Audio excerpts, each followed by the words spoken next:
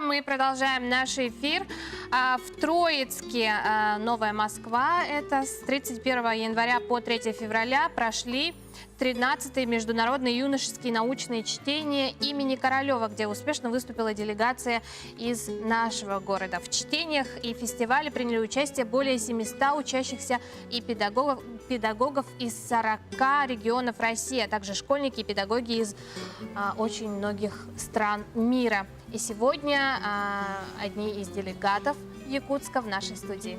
Да, в нашей студии учащиеся Центра технического творчества, победители и лауреаты 12-х и 13-х всероссийских научных юношеских чтений имени Королева Кирилл Айнов, Дмитрий Толмачев, Аян Пахомов и их руководитель Саргалана Никитична Иванова, заместитель директора по научно-воспитательной работе Центра технического творчества. Доброе утро, уважаемые гости. Саргалана Никитична, расскажите нам о составе делегации. Здесь не все, как мы знаем, да? Как ребята приняли участие, как попали вообще, да?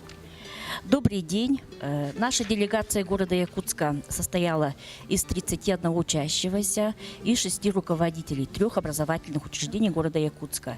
Это Центр технического творчества, Национальная политехническая средняя общеобразовательная школа номер 2 и Средняя общеобразовательная школа номер 33.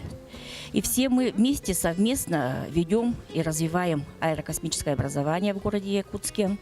Ну, всего мы повезли 20 научных проектов, из которых 10 стали лауреатами, победителями королевских чтений. Ух ты.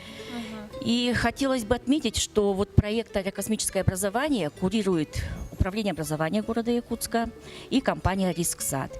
И хотелось тоже отметить, что нашими научными руководителями на протяжении многих лет является Алексей Анатольевич Кучейко, кандидат технических наук, генеральный директор компании «Рисксат», и заместитель генерального директора Ольга Юрьевна Мороз, которые, вот, как и сказали, по России объединяют около 40 регионов по развитию аэрокосмического образования.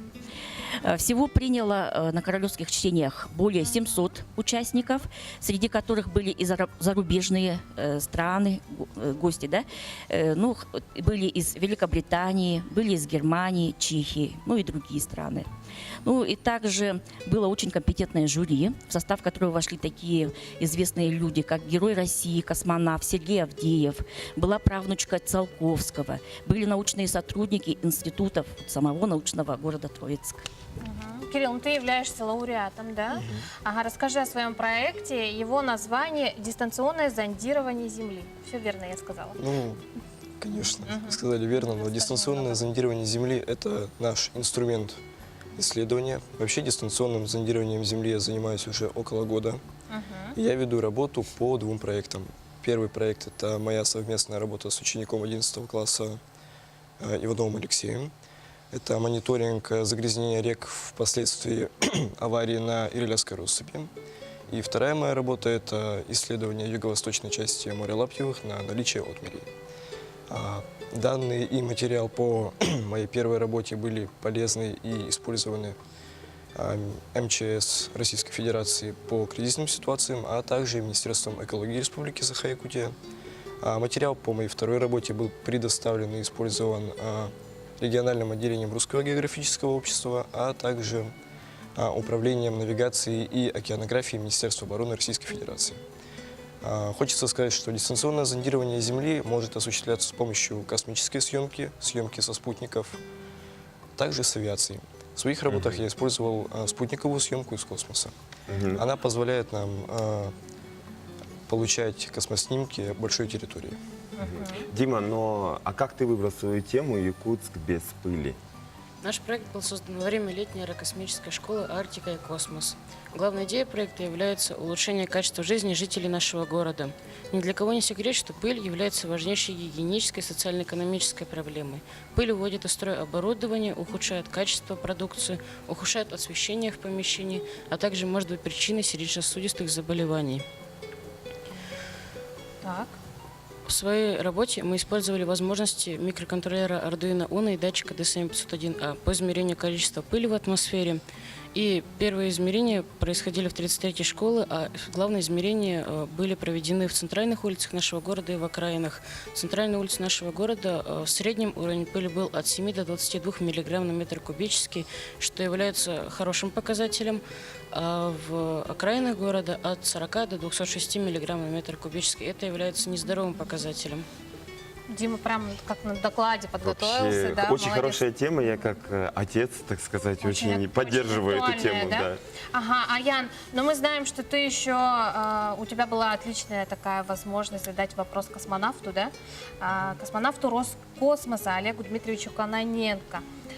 Расскажи, что ты у него спросил? Я задал ему вопрос насчет полярного сияния. Откуда его лучше наблюдать, с Земли или из космоса? Так. Он ответил, что с Земли красивее, но в космосе создается незабываемая картина, которая создается из-за слияния